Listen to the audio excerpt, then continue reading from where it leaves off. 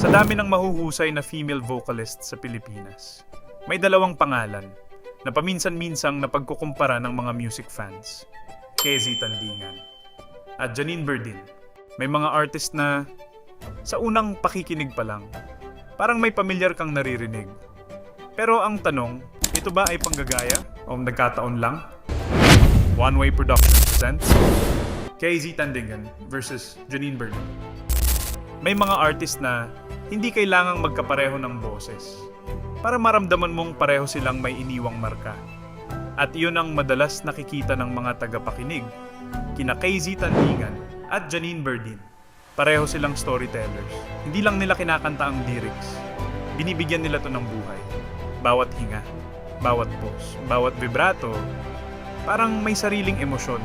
Habang mas pinapakinggan mo sila, mas lumalabas ang sariling identidad ng bawat isa.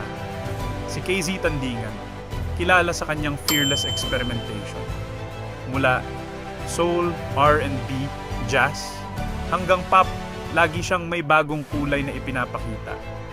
Samantala, si Janine Berdin naman, madalas humanga ang mga tao sa kanyang natural na emosyon, na parang bawat kanta, unang beses niyang isinasabuhay.